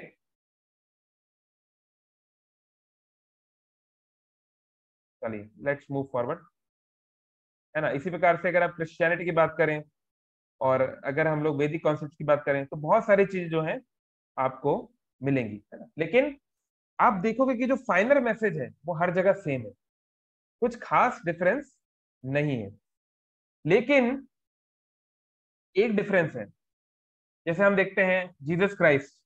तो जीसस क्राइस्ट ने न्यू टेस्टामेंट में, बाइबल में क्या बोला, आप इसको खुद सर्च कर सकते हैं, आप किसी भी क्रिश्चियन से पूछ सकते हैं कि ये बात सही है कि नहीं। जीसस क्राइस्ट ने बोला है कि I want to tell you many things but you can't bear them now. मैं तुमको बहुत कुछ बताना चाहता हूं, लेकिन अभी तुम उसको सह नहीं पाओगे, अभी तुम उसको समझ नहीं पाओगे। तो जीसस क्राइस्ट चाहते तो बहुत कुछ समझा सकते थे, लेकिन उन्होंने एक सर्टेन लेवल तक ही समझाया। प्रॉफिट मोहम्मद चाहते तो बहुत कुछ समझा सकते थे, क्योंकि देखिए, हरि अनंत हरि कथा अनंत, जैसे कहते हैं ना, भगवान के बारे में जो ज्ञान है वो तो अनंत है, वो कोई एक छोटी सी उसमें नहीं आ सकता। लेकिन एसेंस, उसका जो मुख्य, उसका जो मूल है, मतलब उसका जो मेन चीज है, सार जो है, वो शास्त्रों में दिया जाता है। ऐसा नहीं कि भगवान की हर एक गतिविधि, हर एक गुण जो है वो उस उन बुक्स में, ऐसा नहीं हो सकता, क्योंकि भगवान तो अनंत है। आप सारे आकाश में भी अगर लिखने जाएंगे तो आकाश खत्म हो जाएगा, लेकिन भगवान के गुण खत्म नहीं होंगे, क्योंकि भगवान तो इसको बनाने वाले हैं ना, वो तो अपनी क्रिएशन से बढ़कर है। तो क्रिएशन के द्वारा कैसे उस क्रिएटर की कंप्लीट ग्लोरिफिकेशन हो सकती है? नहीं हो सकती। लेकिन इन शास्त्रों के माध्यम से, इन स्क्रिप्चर्स के माध्यम से, वही परम भगवान, परम ईश्वर जो है, अपना मूल तत्व, एसेंस हमको बता रहे हैं, जो हमको जरूरत है। तो हम देखते हैं, फॉर एग्जाम्पल, प्रॉफिट मोहम्मद बोले हैं कि ये वन ऑफ द टीचिंग्स है इस्लाम की, है कि one should not have sex with his sister and mother, है ना, ये है। तो अब ऐसा बोलने की क्या जरूरत है? क्या ये ऑब्वियस बात नहीं है कि हमें अपनी बहन के साथ या माँ के साथ सेक्स नहीं करना चाहिए? तो वो उनको इसलिए बोलना पड़ा क्योंकि वो जिस प्रकार की ऑडियंस उनके सामने थी, वो एक डेजर्ट कंट्री थी, अरेबिक कंट्री थी, डेजर्ट था। और कई प्रकार के, अगर इवन आप किसी अच्छे इस्लामिक व्यक्ति के साथ बैठ के चर्चा करें, तो क्या होता था, जैसे अभी जो है मक्का और मदीना, तो जो मक्का में जो होली श्राइन है अभी, जो ब्लैक श्राइन है, तो वहां पे क्या होता था, बहुत प्रकार की आइडोलिट्री होती थी। मतलब कोई मूर्ति पूजक, कोई आया, किसी ने कुछ बना के वहां रख दिया, कोई आया, किसी ने कुछ आगे बना दिया, है ना, किसी ने कोई घोड़ा बना दिया, किसी ने कुछ बना दिया, और लोग सोचते थे यही भगवान है। तो मूर्ति पूजा गलत है। इवन स्क्रिप्चर्स के साथ सनातन धर्म ही मूर्ति पूजा को नहीं मानता। मूर्ति पूजा इज रॉन्ग। मूर्ति पूजा और विग्रह पूजा एक नहीं है। इस पर हमने एक अलग से सेशन कर चुके हैं, जो लोग नहीं किए उनको बाद में लिंक दे दिया जाएगा। Difference between idol and deity. Deity अलग चीज है, आइडल एक अलग बात है। समझ रहे हो? मैं भगवान को नहीं जानता, लेकिन मैंने कुछ बना लिया, इमेजिन कर लिया, हाँ भगवान जो है वो, उनका एक घोड़े जैसा सर बना दो, उनके हाथ हाथी के बना दो, और पैर जो है मनुष्य के बना दो, और इसको मैंने कुछ नाम दे दिया, XYZ भगवान, और इसका मैंने बना के रख दिया, ये मेरे भगवान है, सब इसको प्रणाम करो। तो ये गलत है, ये डिमोनिक है, शैतानी है ना। तो इस प्रकार का वहां पे हो रहा था। तो इसलिए प्रॉफिट मोहम्मद को ये इंस्ट्रक्शन देना पड़ा कि आइडियलिटी को पूरा मना कर दिया। इससे आप देखेंगे जो इस्लामिक प्लेसेस होती हैं, मस्जिद होती हैं इत्यादि, वहां पे किसी प्रकार का कोई भी आइडल नहीं होता। यहाँ तक कि प्रॉफिट मोहम्मद का भी कोई पिक्चर, नहीं तो उनका कोई स्टैचू, ये नहीं हो सकता वहां पे, है ना। इवन जो उनकी, अगर मान लो कोई मूवी बनाना है किसी को, या मान लो कोई डॉक्यूमेंट्री भी बना रहा है, तो उनका चेहरा नहीं दिखाया जाता है। इसी प्रकार से सिखिज्म में जो गुरु होते हैं, खासकर गुरु गोविंद सिंह, उनका, उनकी वॉइस को कॉपी करना अलाउ नहीं है।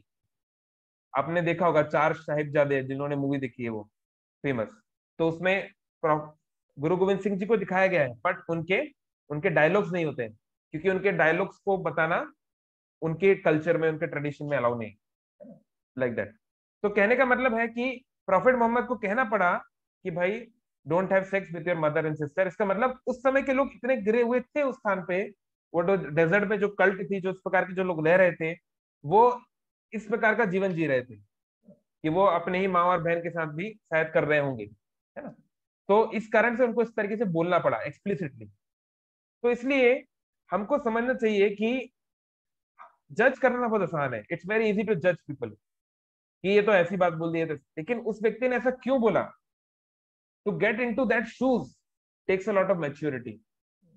इसलिए एक फिलोसफर ने एक बहुत अच्छी बात बोले, the highest kind of understanding in this world, the highest kind of maturity, intelligence in this world is to observe without evaluating.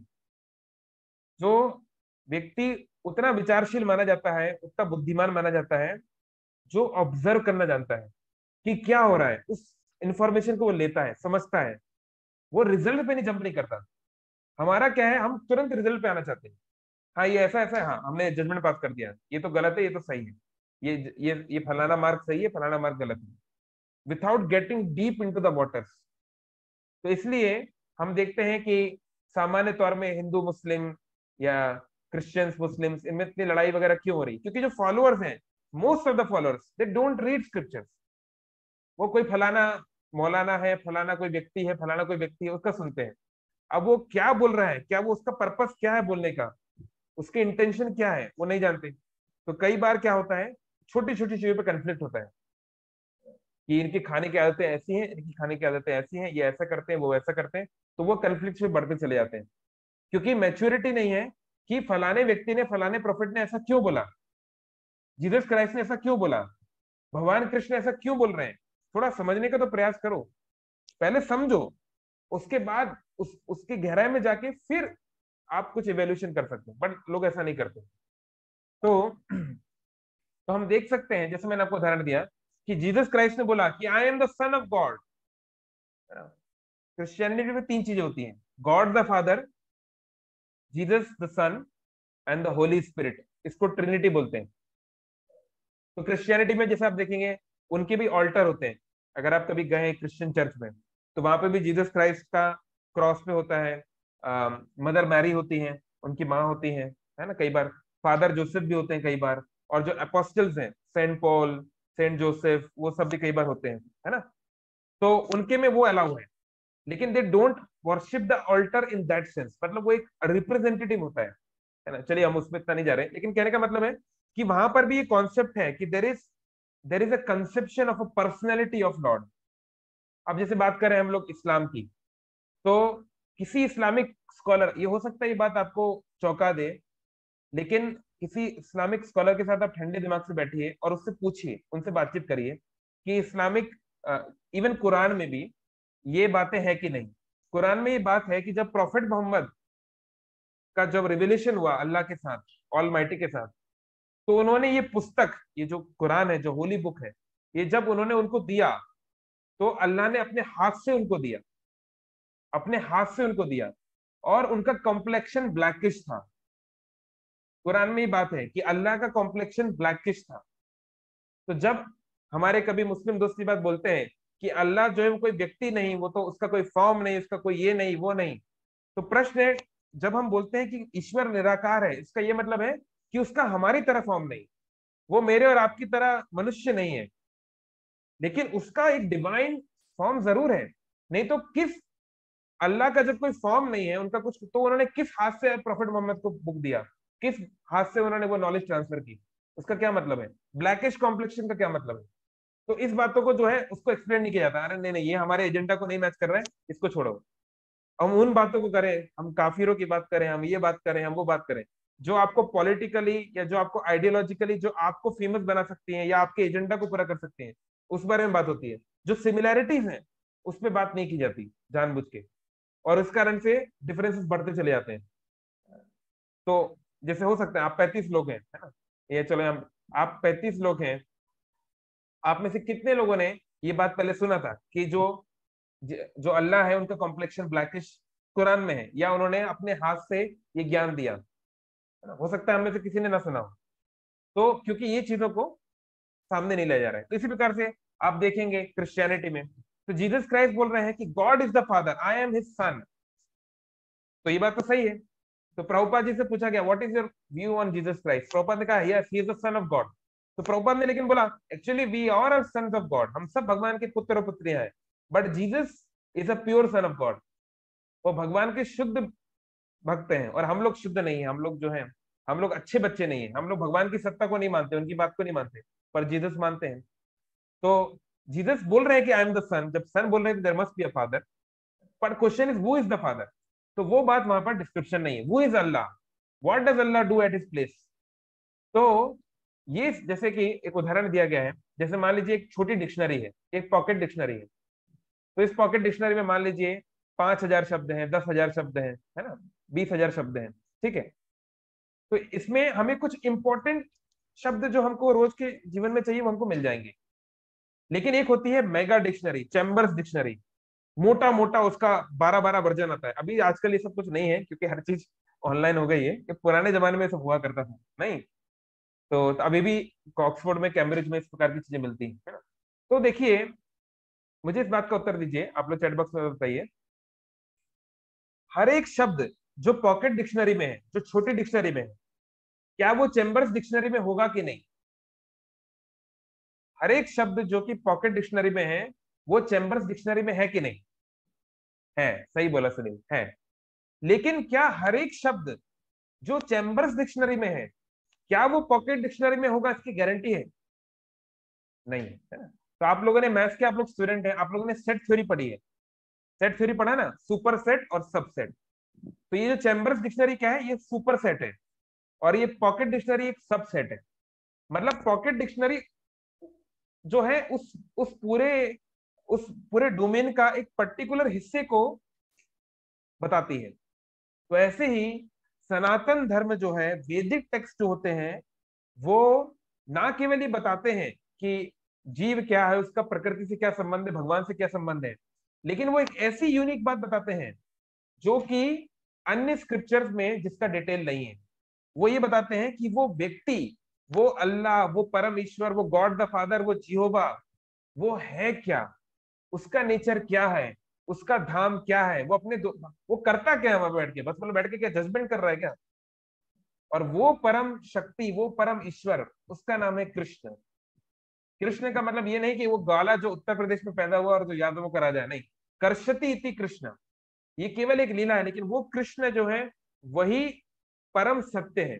ये सनातन धर्म इसको बताता है। चलिए, आई होप आप काफी हद तक समझ गए कि सुपर सेट और सबसेट क्या है और हमने क्या बातें की। ठीक है, फिर नेक्स्ट एक्सपेक्ट पे आ रहे हैं।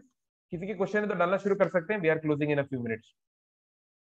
ठीक है, चलिए। तो अब भगवान शब्द की क्या व्याख्या है? देखो, ये सब बहुत सारी चर्चाएं हम पहले कर चुके हैं, तो हम लोग इस पे इतना नहीं जाएंगे। हम लोग मेन जो बात है, डिफरेंसेस और इतने सारे देवता क्यों हैं, उस पे हम आएंगे, है ना।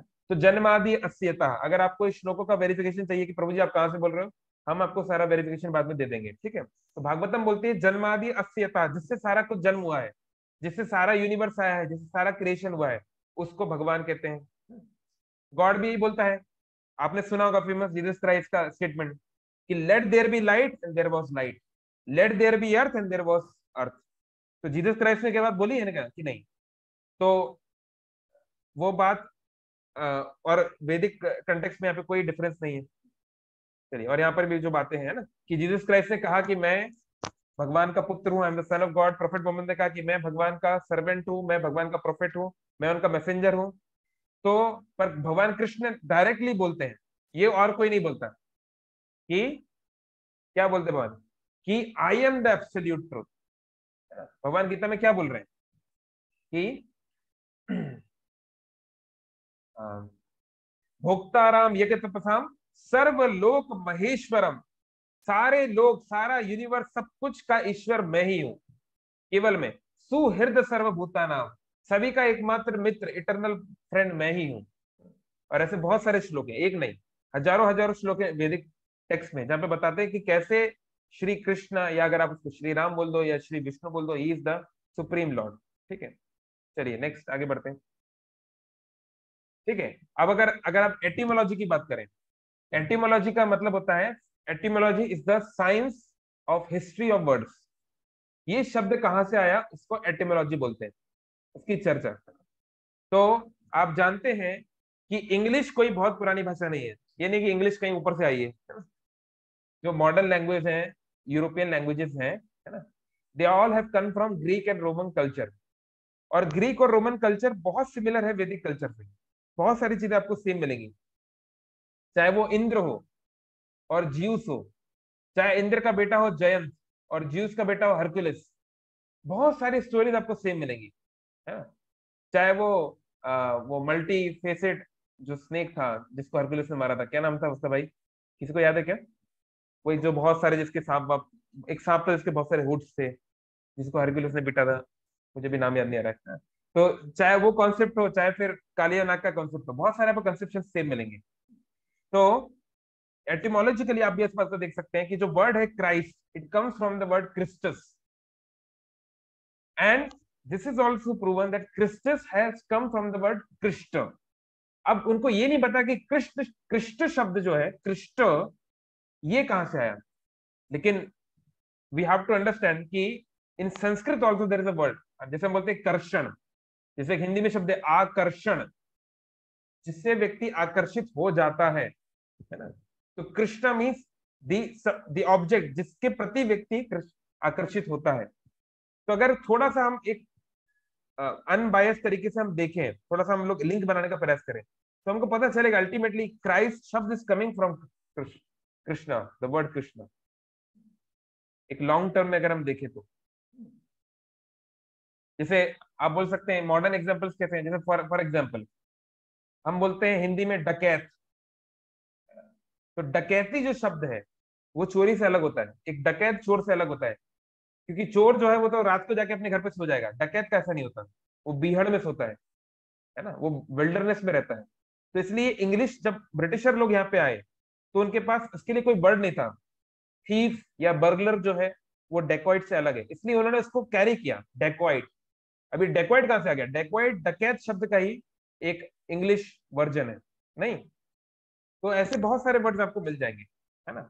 जगन्नाथ, जगन्नाथ का बन गया जगरनॉट, है ना, फॉर एग्जाम्पल। तो भगवान जो है, भगवान क्या है, वो तो एक अपने आप में एक टॉपिक है, मतलब परम ईश्वर जिसके पास परम सत्ता है, परम सारे गुण है ना। उनके ही is the richest, he is the strongest and all that, ये हम लोग कई बार चर्चा कर चुके हैं, हम लोग इसमें नहीं जा रहे हैं, है ना। तो परम ईश्वर वो हो सकता है जिसके पास ये सारी चीजें हो। ये हमने बात किया कि कैसे सन वो है जिस, जो एक ही सन है उसको अलग अलग नाम से बोल सकते हैं, इस प्रकार से, ठीक है। चलिए, और भगवान को प्राप्त करने के अलग अलग लेवल्स होते हैं, ठीक है, ठीक है, this is not directly related to our topic, है ना। शक्ति होती है, शक्ति क्या है, शक्तिमान क्या है, ये एक थोड़ा सा अलग टॉपिक, कभी हम चर्चा करेंगे। ये creation of the universe, cosmology पे कभी हम चर्चा करेंगे, तो उस पर हम जाएंगे, है ना। शिव क्या है, विष्णु क्या है, महाविष्णु और सदाशिव में क्या रिलेशन है, ठीक है। तो उन चीजों को हम देखेंगे, ठीक है। तो मैं एक पॉइंट और जस्ट बोलना चाहता हूँ, जो आई होप इस पीपीटी के लास्ट में होगा, या नहीं भी है तो मैं बोल के खत्म कर दूंगा, लेट हो गया एनीवे, ठीक है। तो मैं अच्छा, और अगर आपको चाहिए कि भैया कृष्ण भगवान है, कहाँ लिखा है, तो we can give you all kind of scriptural evidences. और कृष्ण, राम, विष्णु, इनमें कोई अंतर नहीं है। आप ये मत सोचो बोला कि कृष्ण वाला कि कृष्ण, कृष्ण ही राम है, राम ही नृसिंह है, नृसिंह ही जगन्नाथ है, जगन्नाथ ही विष्णु, कोई अंतर नहीं है। और फिर एक क्वेश्चन जरूर उठेगा कि शिव जी का क्या, तो एक तरीके से भगवान शिव और भगवान विष्णु में कोई अंतर नहीं है, और एक दृष्टि से अंतर है भी। तो वो अपने आप में एक सेशन है बहुत बड़ा शिव तत्व के ऊपर, क्योंकि वो एक बहुत सटल चीज है, ठीक है। चलिए, तो एक लास्ट पॉइंट बोल के मैं खत्म करता हूँ, फिर हम क्वेश्चंस देंगे, क्योंकि समहाउ आई थिंक ये पीपीटी बहुत लंबी है और हमारे पास इतना समय नहीं है। हाँ, लास्ट पॉइंट ये है कि इतने सारे देवी देवता क्यों हैं। तो देखिए, हमारा जो ये मिसकंसेप्शन है, देवी देवता और भगवान एक चीज नहीं है। दिव्य, ये वर्ड होता है दिव्य, संस्कृत में दिव्य का मतलब होता है ट्रांसेंडेंटल, स्पिरिचुअल, जो हमसे बढ़कर है, जो हमसे बहुत ऊंची स्थिति में है, उसको दिव्य बोलते हैं। तो देवता जो है मनुष्य के अनुसार, अगर मनुष्य की स्थिति से कंपेयर किया जाए, तो हाँ वो बहुत बड़े व्यक्ति हैं, उनके पास माइटी पावर्स हैं, लेकिन फिर भी they are not all powerful. तो हाँ, 33 करोड़ देवी देवता होते हैं, ये बात सही है। अब आप बोलोगे 33 करोड़ देवी देवता क्या मतलब है, अब आप खुद देखिए, ये दुनिया में 200 देश है करीब, है ना, छोटी सी दुनिया है, उसमें 200 देश है ना। तो 200 प्राइम मिनिस्टर्स या प्रेसिडेंट्स या किंग्स यहाँ पर है ना।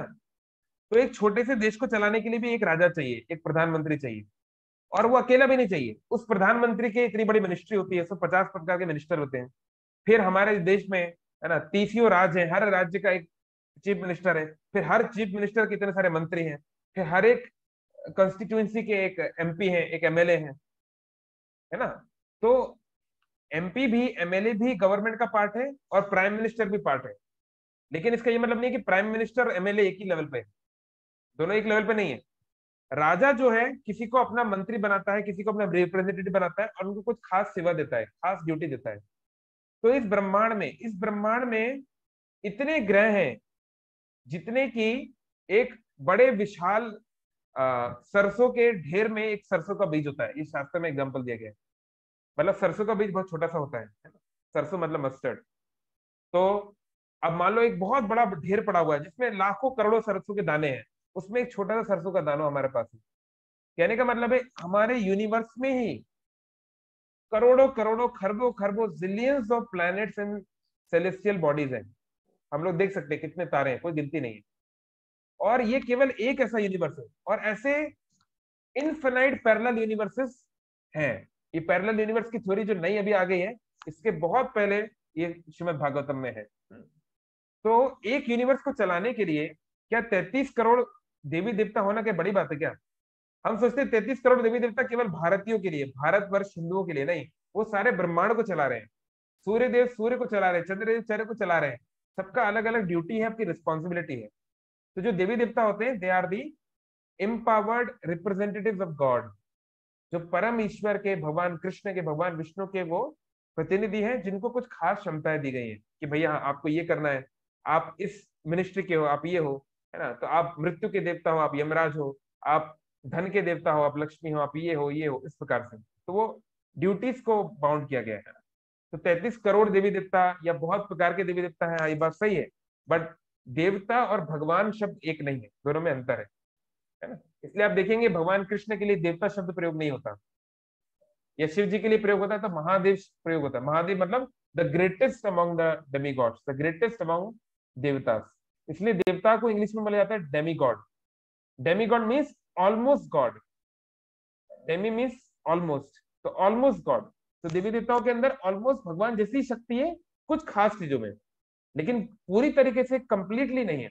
जैसे हम देखते हैं भगवान कृष्ण ने इंद्र, जो इतने इस ब्रह्मांड के हिसाब से is very very powerful, is just like almighty, जो चाहे कर सकते हैं। लेकिन भगवान कृष्ण ने उनको सबक सिखाया, ब्रह्मा जी को सबक सिखाया नहीं।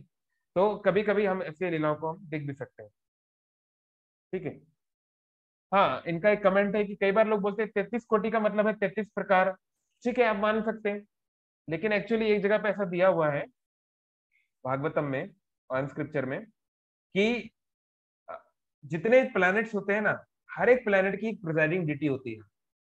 हर एक प्लैनेट का एक अध्यक्ष। जैसे हम लोग जिस प्लैनेट पे रहते हैं, इसको बोलते हैं पृथ्वी। आप जानते हैं इसको पृथ्वी क्यों बोलते हैं? कोई जानता है?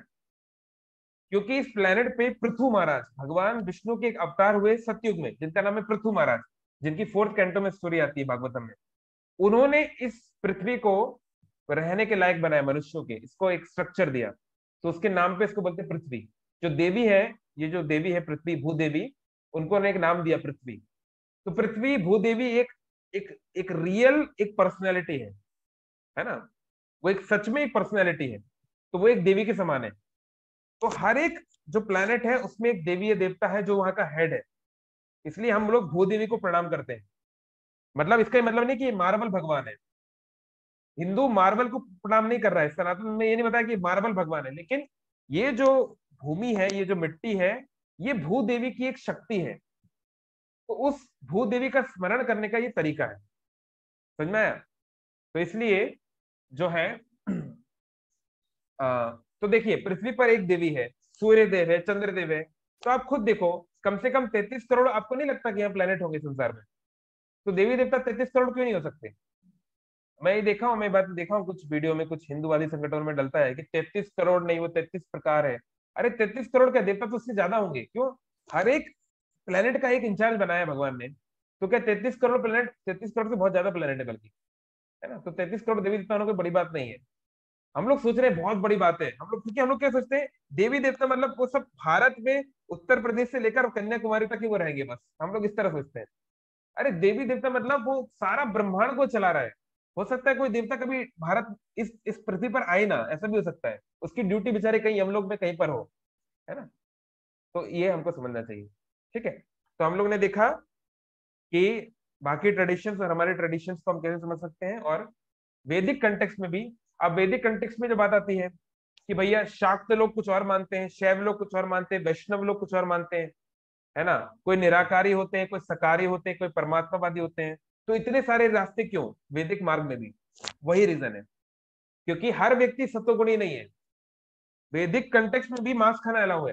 अब जो मांस खाना चाहता है उसको भी शास्त्रों में एक स्पेस दिया गया है, क्योंकि अगर आप बोल दोगे नहीं मांस बिल्कुल मत खाओ, तो बहुत सारे लोग हैं जो आपको नहीं मानेंगे।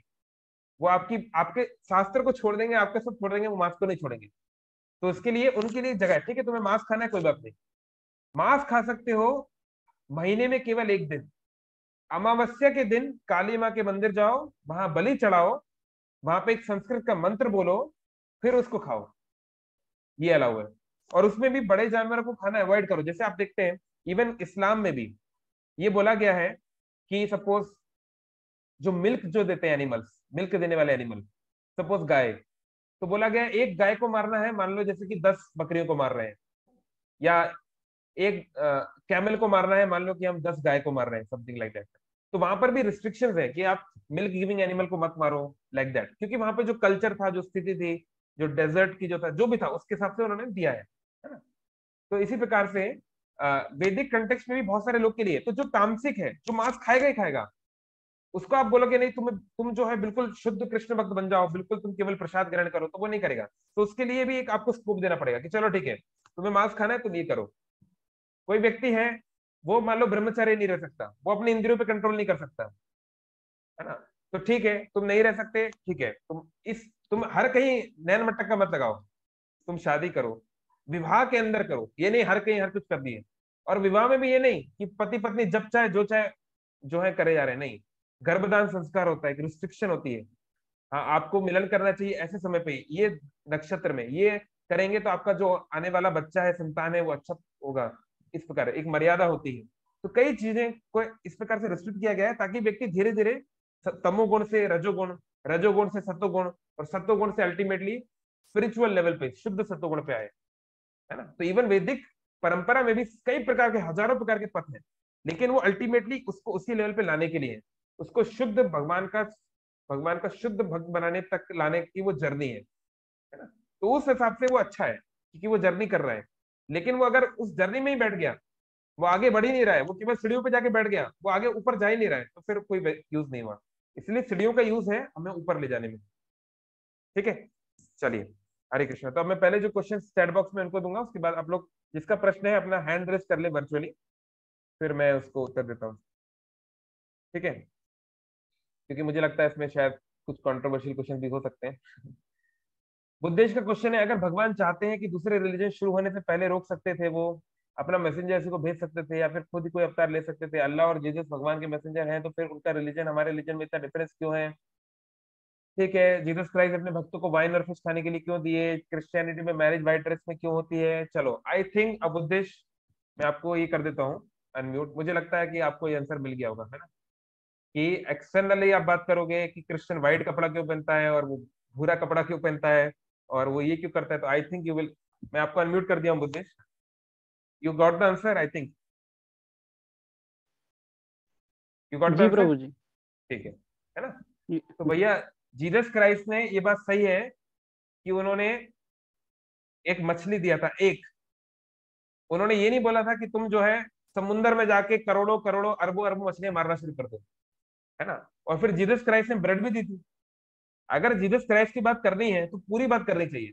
जीसस क्राइस्ट ने, हम मोसेस की बात करते हैं, मोसेस ने क्या बोला जब आज जो इजराइल पैलेस्टाइन के लिए इतना लड़ाई हो रहा है, जब होली लैंड की बात हुई थी, इजिप्ट से मोसेस के फॉलोअर्स आए थे होली लैंड, मतलब जो आज इजराइल है, तो क्या बात हुई थी?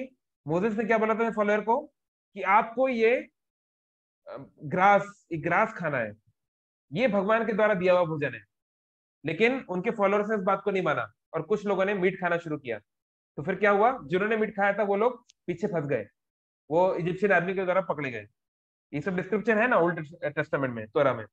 तो अगर हमें बात करनी है तो हम और भी एग्जांपल्स देने चाहिए। तो जीसस क्राइस्ट ने ब्रेड भी बांटा था, तो ब्रेड का भी बात होना चाहिए। ब्रेड मतलब रोटी आप कह सकते हो, तो रोटी का भी उन्होंने दिया था, तो वो क्यों नहीं बोलते? ठीक है, उन्होंने एक बार बोला था। तो ऐसे केसेस इवन महाभारत में भी है कि एक मुनि ने एक बार नॉनवेज मतलब खाया था, इस तरह के डिस्क्रिप्शन है, बट वो एक सर्टेन केस में। अब आप बिल्कुल ऐसी सिचुएशन हो, जंगल में फंस गए हो, कहीं कुछ नहीं है खाने के लिए, तो इट्स ओके, वो एक इमरजेंसी है और वो एक अलग बात है। बट एक सर्टेन, जब आपके पास ऑप्शन है, जब आपके पास ऑप्शन है कि मैं पौधे को मारूं, एक बकरे को मारूं या गाय को मारूं और इंसान के बच्चे को मारूं? तो बुद्धिमान मनुष्य मनुष्य को सोचना चाहिए कि मैं क्यों, जब मेरा पौधे से काम चल रहा है तो मैं क्यों इंसान को मारूंगा या गाय को मारूंगा या बकरी को मारूंगा, जब मेरे पास ऑप्शन है तो। अब ऑप्शन ही नहीं है, आप कोई डेजर्ट में है, आपके पास कोई खेती होती ही नहीं, खेती किसानी नहीं है, कुछ नहीं है, तो फिर आप ठीक है, दैट मेक सेंस, है ना। चलो, तो बुद्धेश का प्रश्न हुआ। आगे हम लोग फटाफट देख रहे हैं, पहले हम लोग रिटर्न वाले देख लेते हैं पुराने क्वेश्चन, फिर कृष्णायास का हाथ ऊपर है उनको बताएंगे। ठीक है, religion is the way of life, I think I have answered this. Islam में क्या काऊ का मीट खाना अलाउ है? हाँ अलाउ है, लेकिन ऐसा नहीं कि वो रिकमेंडेड है, दोनों चीजों में अंतर है। एक होता है रिकमेंडेड और एक होता है अलाउड। जैसे सिगरेट पीना क्या अलाउ है? मैंने आपको उदाहरण दिया ना, सिगरेट पीना अलाउ है, पर क्या सिगरेट पीना रिकमेंडेड है? नहीं। इस्लाम में भी ऐसे बहुत सारे टेक्स्ट है कुरान में जो बोलते हैं कि गाय का मांस जो है, फ्लैश और ब्लड जो है, वो हेल्थ को खराब करता है, और दूध जो है वो उसको नरिश करता है। ये कुरान में मैं आपको भेज दूंगा। आप अपने किसी भी मुस्लिम दोस्त से बोलो कि आप कुरान फॉलो करते हो, आप इस पर्टिकुलर टेक्स्ट की बात क्यों नहीं करते? क्यों इसमें ये टेक्स्ट क्यों दिया हुआ है कि काऊ का जो फ्लैश होता है और ब्लड होता है वो हमारी बॉडी को डिटोरेट करता है? प्रॉफिट मोहम्मद ये बात क्यों बोले, और क्यों वो बोले कि जो मिल्क होता है वो नरिश करता है? तो ये हमको अपने आप से पूछना चाहिए। लेकिन हाँ, ये बात सही है कि इस्लाम में काऊ ईटिंग अलाउड है। अब वो एक सर्टेन, हमें समझना पड़ेगा कि वो ऐसा वो क्यों बोले, क्योंकि वो एक सिचुएशन थी, है ना, बीच डेजर्ट में। वहां की जो सिचुएशन थी, वहां की जो इकोलॉजी थी, वहां के जो लोग थे, उनके लिए उन्होंने जो ठीक उनको लगा, जो भगवान ने उनको जो ठीक बताया उन्होंने बोला। अब हम लोग, हमको लगता है कि हम लोग क्यों परम सत्य नहीं बोल देते एक बार में? तो अगर जिसको ये लगता है कि प्रीचिंग इतना आसान है, मैं आपको चैलेंज कर रहा हूँ, आप लोग जाइए अगले 1 महीने में 5 लोग का भक्त बना के दिखाइए। 5 लोग को, 5 लोग को आप धर्म के मार्ग पे लाके दिखाइए, मैं मान जाऊंगा आपको। धर्म के मार्ग पे, अच्छी राह में लोगों को ले जाना बहुत कठिन है, बहुत कठिन। तो ये बोलना एक बात है कि क्यों नहीं हम जो है परम सत्य बोल देते। अरे वो लोग बारबारिक वहां पे सिविलाइजेशन थी। अब आप सोचो, प्रॉफिट मोहम्मद के पास क्या ऑप्शंस थे, उनको भगवान ने क्या डायरेक्शन दिया था, उन्होंने उसके अकॉर्डिंग किया। वो अगर वो ज्यादा कुछ बोलते तो हो सकता था लोग मानते ही नहीं, तो शायद उनके लिए वही ठीक था, है ना। तो इस प्रकार से थोड़ा सा हमको मैच्योरिटी देखना चाहिए कि क्यों इस तरीके से बोला। ठीक है, okay okay okay, comments comments comments. भगवान का होना कैसे जस्टिफाई होगा, नास्तिक को कैसे हम समझाएं? चलो भैया, तो आप पहले सेशन में क्यों नहीं आए दुर्गा वल्लभ जी? पहला सेशन था, can a scientist believe in God? क्या एक वैज्ञानिक इस बात को मान सकता है कि भगवान है कि नहीं? तो हमने वैज्ञानिक रूप से देखा था कि भगवान होते हैं कि नहीं। हमारे किट के प्रोफेसर प्रवीण जी ने सेशन दिया था, हम आपको लिंक भेज देंगे, उसका आराम से सुनिए आप, है ना। वैज्ञानिक तरीके से भी आप समझ सकते हैं कि कोई ना कोई परम शक्ति है। अमन प्रो क्वेश्चन है कि हम कहते हैं भगवान 4 महीने के लिए सोते हैं, इसका क्या मतलब है? प्रो मैं आपको अलग से आंसर दूंगा क्योंकि डायरेक्टली इससे रिलेटेड नहीं है, इसका मैं आपको अलग से आंसर दूंगा। 33 करोड़ 33 कोटि हमने दे दिया। बुद्धेश का क्वेश्चन है, भगवान ने इतना बड़ा यूनिवर्स क्यों बनाया? वाह यार, क्या अर्थ में केवल लाइफ है? Why we can't see life? Milky way के अदर प्लैनेट्स में लाइफ क्यों नहीं है? तो देखिए, वैदिक स्क्रिप्चर साफ साफ बोलते हैं बहुत बहुत सारे प्लैनेट्स में लाइफ है। जैसे देखिए, एक प्रभुपाद जी की एक पुस्तक है, लाइफ कम्स फ्रॉम लाइफ, आप कभी भी इस्कॉन मंदिर से इसको ले सकते हैं। उसका पहला पेज, ये वन ऑफ द फर्स्ट, मेरे लिए बहुत बड़ा ये बात थी जब मैं एकदम नया था इस्कॉन में। पहले पेज में 1975 में प्रभुपाद और उनके एक पीएचडी स्टूडेंट थे जिनका नाम था डॉक्टर सिंह, उनके बीच में वार्तालाप हो रही है। तो प्रभुपाद जी पूछ रहे हैं डॉक्टर सिंह से, क्या साइंटिस्ट ये बात मानते हैं कि मून पे लाइफ है? तो डॉक्टर सिंह बोलते हैं नहीं मानते। तो प्रभुपाद जी ने बोला क्यों नहीं मानते? तो डॉक्टर सिंह बोलते हैं क्योंकि साइंटिस्ट को चंद्रमा पे पानी नहीं मिला, तो वो ये मानते हैं जब पानी नहीं है वहां जीवन नहीं हो सकता, इसलिए वो नहीं मानते। प्रभुपाद ने कहा they're foolish, there is life on moon. अब आप देखिए, ये 1975 की बात है। 2012 में इसरो ने क्या ढूंढा? हमारे इसरो ने भारत के ही क्या ढूंढा? चांद पे पानी मिला है। अभी और ज्यादा उसकी रिसर्च हो रही है ना। जैसे हम सोचते हैं सूर्य पे कैसे जीवन हो सकता है, सूर्य देव कैसे रहेंगे? आप लोग सर्च करिए, एक बैक्टीरिया होता है उसको बोलते हैं fire bacteria. Fire bacteria volcano में पाया जाता है। वॉल्केनो जानते हैं ना, ज्वालामुखी।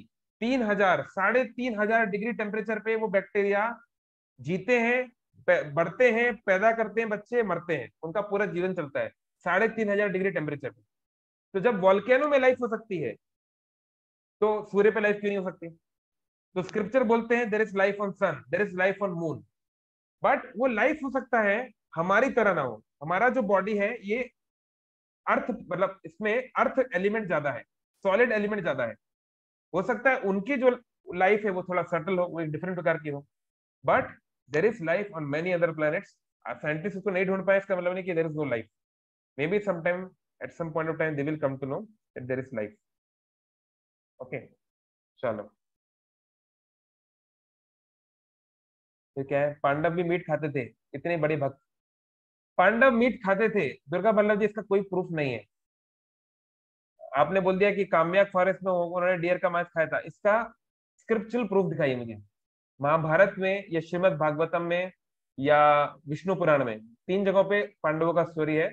किसी भी स्क्रिप्चर में, मैं तो महाभारत पढ़ रहा हूँ, पिछले 2.5 साल से मैं पढ़ रहा हूँ, बहुत बड़ी बुक है, पढ़ते ही जा रहा हूँ, खत्म ही नहीं हो रही है, लेकिन कहीं पर भी ये वर्णन नहीं है कि पांडवों ने मीट खाया।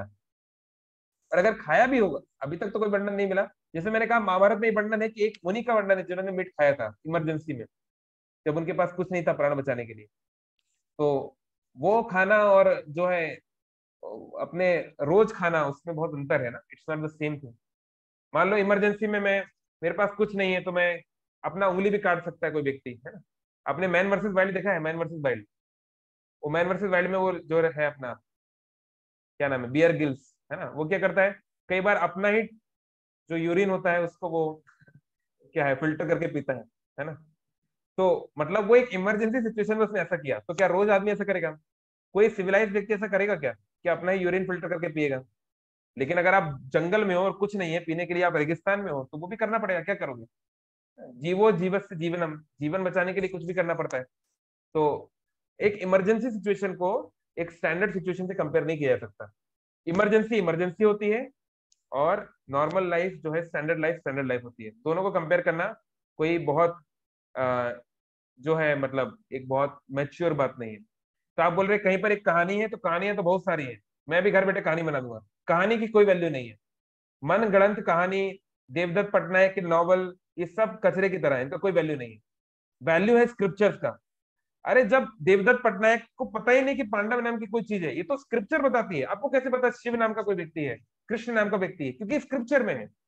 आपको कैसे पता शिव जी ऐसे दिखते हैं या भगवान कृष्ण ऐसे दिखते हैं? क्योंकि वो स्क्रिप्चर में है।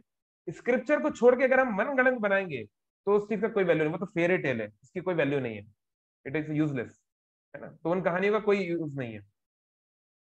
चलिए, अभी मैं कृष्णास्त्र को अनम्यूट करता हूँ। और किसी का क्वेश्चन है तो हैंड रेस कर सकते हैं। We are going to close. Hmm. Hare Krishna Prabhu ji, दंडवत प्रणाम। हरे कृष्ण, बोलिए। प्रभु जी, मेरा क्वेश्चन था, अगर इन दुनिया में पहले इंसान आए तो क्या पहला इंसान आदम और हवा है? ओके, ठीक है। तो इस्लामिक कंटेक्स्ट में ये है। अब आप देखिए, जैसे क्रिश्चियनिटी में जो पहले जो मनुष्य हैं उनका नाम है एडम और ईव, और एडम को ही आदम बोला जाता है। मुस्लिम्स उस, में हाँ आदम उसको, और हवा। हाँ। तो ये मतलब इस इस्लामिक ट्रेडिशन में बहुत सारी चीजें सेम है, क्योंकि इस्लामिक ट्रेडिशन बाइबल को एक्सेप्ट करता है बहुत सारी चीजों को। मतलब वो जीसस क्राइस्ट को एक्सेप्ट करता है एज अ प्रोफेट, वो मोसेस को एक्सेप्ट करते हैं एज अ प्रोफेट। तो बहुत सारी टीचिंग सेम है ना, इसलिए उनको अब्राहमिक रिलीजन बोलते हैं, क्योंकि वो सब जो अब्राहम है ना, उस अब्राहम को वो फॉलो करते हैं। They all accept Abraham as a prophet. उसके बाद फिर एक अलग बात है कि अलग अलग इस्माइल, जो मुस्लिम्स है वो लोग इस्माइल को फॉलो करते हैं, दे फॉलो सर्टेन आइजक, वहां पे डिफरेंस आ जाता है, लेकिन अब्राहम तक सब लोग मानते हैं, इसलिए उनका अब्राहमिक रिलीजन बोलते हैं। तो according to Christianity, Adam and Eve were the first, male and female. According to Islam, like this. Even according to Vedic context, they are called Manu. Manu is the first human being. तो अभी depend करता है हम किस source को side कर रहे हैं, है ना। तो आ, जो स्टोरी है Eden garden, garden of Eden की, ये ईडन गार्डन की जो स्टोरी है बाइबल में, उस तरीके का सिमिलर स्टोरी है इस्लामिक ट्रेडिशन में भी। लेकिन वैदिक ट्रेडिशन में ऐसा कोई स्टोरी नहीं मिलता कि एक फल था और एक सांप था, और जो शैतान जो है वो सांप के रूप में आया, और वो परसुएट किया एडम को और ईव को, जो कि नग्न थे पर उनके बीच में कोई अट्रैक्शन नहीं था, और वो सांप के कहने पे उन्होंने फल को खाया और फिर उनके बीच में लस्ट आया, लाइक दैट।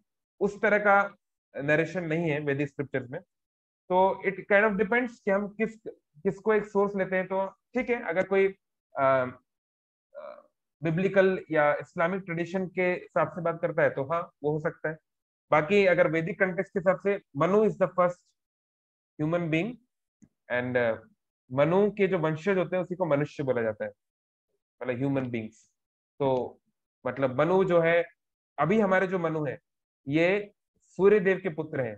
अब सूर्य कोई इंसान नहीं है, वो एक देवता है, उनकी बॉडी उनकी जो लाइफ स्टाइल है वो सब कुछ डिफरेंट होता है। तो इसलिए उनका नाम है, हमारे सूर्य देव का नाम है विवस्वान, इसलिए हमारे मनु का नाम है वैवस्वत मनु, विवस्वान के पुत्र।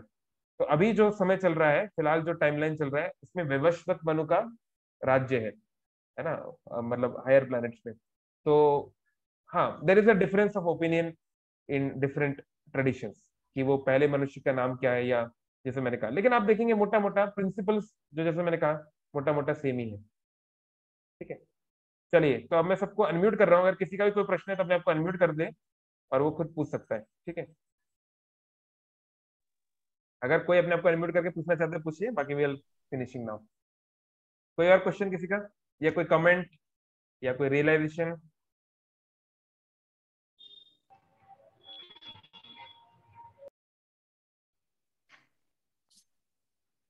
ठीक है, चलो, thank you all very much.